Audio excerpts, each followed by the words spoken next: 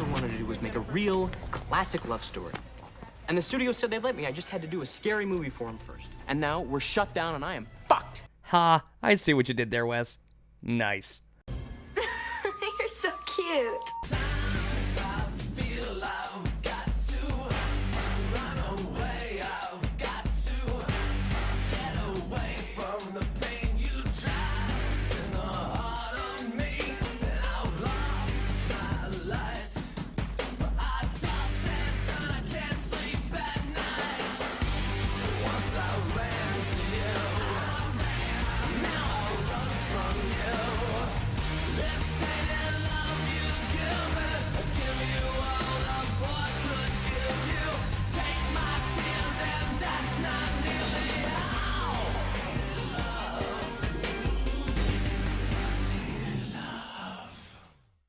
Scream 3 is widely regarded as the worst in the franchise, and honestly, I can kinda see why. It changed the tone a bit, has more comedy in it than the previous two films, and the revelation of who the killer is a bit far-fetched. I mean, you really have to suspend your disbelief a lot to buy it. That being said, not only do I think it's a fine sequel, I find it better than Scream 2 in almost every aspect, except for one which we'll get to soon. Years after the murders in Scream 2, Stab 3, the third film based on the Woodsboro murders, is in production at a Hollywood studio. Sidney is living in exile, Gale Weathers is doing lectures at universities, and Dewey is working as a technical advisor on Stab 3. However, all of them are forced back together once again when a new killer emerges, killing Cotton Weary, who had since become a television celebrity. Only now, the killer is leaving photos of Maureen Prescott, Sidney's long-deceased mother, next to each crime scene, leaving everyone to believe that this killer may actually have a bigger connection to the original murders than previously thought. Now, with Stab 3's actors on the chopping block and a killer desperately trying to find Sidney, our favorite characters must team up with a hard-as-nails detective and discover the killer's identity before it's too late. Now, right off the bat, there is one thing Scream 2 did a lot better than Scream 3, and that was the tension and the horror. Case in point, Scream 3 really isn't scary. In fact, very few scenes in the movie are, because Scream 3 upped the comedy quite a bit. There was comedy in the last two films, but never did it overshadow the horror. It does in Scream 3, and in regard to that, it's a bit of a letdown. In regards to everything else, Scream 3 is a much better sequel than Scream 2. Why? Because unlike that film, this one is actually creative. It does what the original film did. It has fun with its premise while also poking fun at its premise. The side characters are pretty one-note for the most part, but Scream 3 even manages to be creative with them. Most of these actors are playing characters from the other movies, and it's their interactions with the main cast that makes the comedy work for the most part. The best scenes regarding this are the ones with Parker Posey and Courtney Cox. The scenes between these two are hilarious. Watching Parker Posey play this prima donna actress who wants so desperately to be Gale Weathers is pretty damn funny. Jeez. What the hell are you doing? Being Gale Weathers.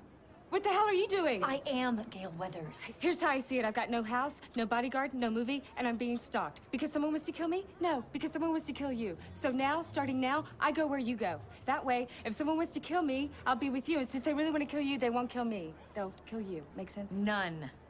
You know, in the movies, I play you as being much smarter. And as a sane person. For you, that must be quite a stretch. That's funny. Ha! Need to get in that building. Yeah. There's a story in that building. Maybe.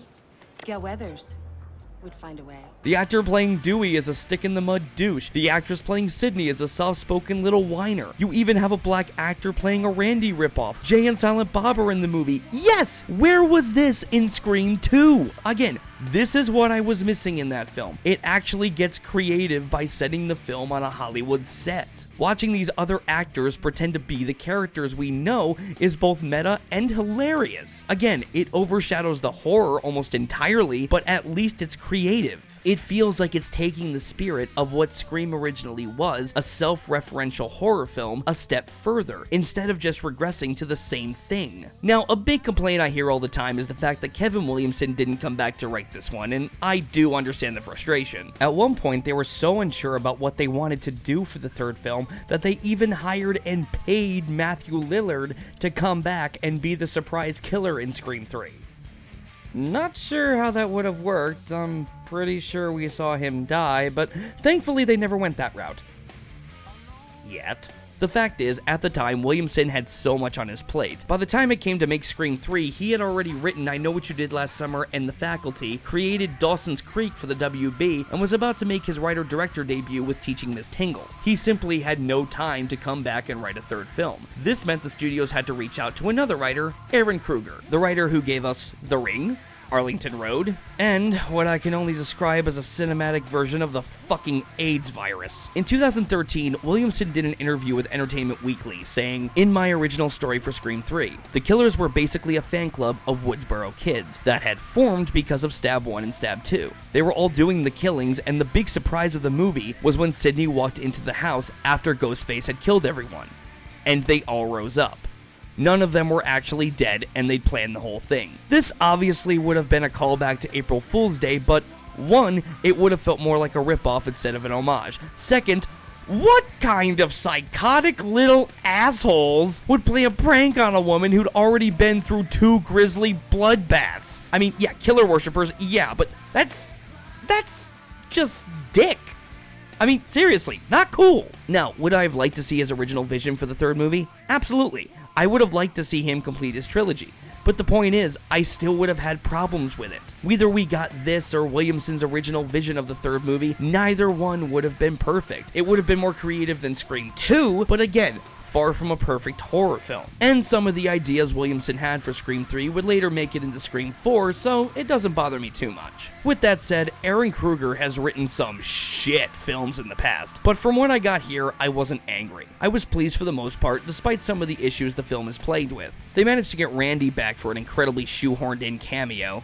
Evidently, he made a tape describing the rules of a trilogy before he died. It was cool to see him, and the way Sidney looks at the video feeling sad and guilty is actually quite touching.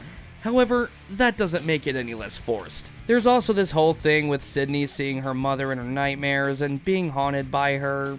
Yeah, it's one of those things that probably looked good on paper, but just came off as silly and unneeded in this film. Dewey and Gail's relationship, while on autopilot in Scream 2, is actually taken to the next level, and feels like a step forward for the characters rather than a step back. But what the film does very well is the character of Sidney. When we see her in the beginning, she has PTSD, is living in exile, and has cut herself off from the world. We see this character living in absolute fear, without actually confronting it until a moment where she feels she has no choice. This film actually gives more character development to Sidney's character than she's ever had in the past, and it works to the film's advantage. The final scene of the film at Sidney's house was actually quite perfect. It demonstrated very well how much she had changed from the beginning of the film to the end. Another thing this film does well is the mystery factor. The payoff is a bit lame, but unlike the first film, it's never too obvious who the killer is. They play it up like it could be anyone, and the suspense is still there. They give you so many hints as to who it could be. Hell, for most of the film, I thought it was Detective Kincaid. They give him a dark backstory, he has files on Sidney Prescott that he shouldn't even have, and he's leading the entire investigation. But it turned out to be someone else entirely, and I'm not gonna lie, it was a bit lame. I liked how they tied to the original film like good trilogies are supposed to do. They even gave him a solid, albeit completely far-fetched motivation, but just the character in general was kind of a one-note bore. There's really nothing interesting about the character when you stop to think about them. And the problem is that this person was someone we barely saw in the movie. If the killer had been Kincaid or hell, even Cotton Weary, that would have been a much better twist. But for what we got, it's generic, but fine. So is Scream 3 a great movie? God no. Is it a good movie?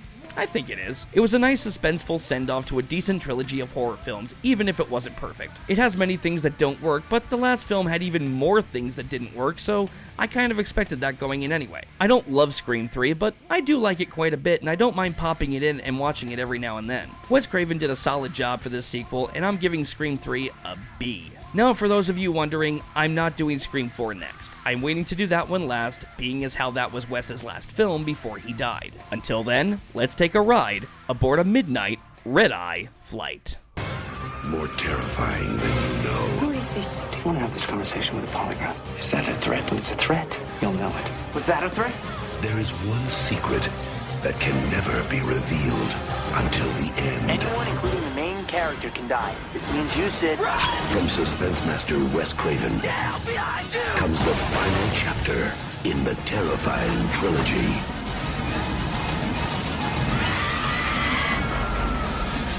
Scream 3.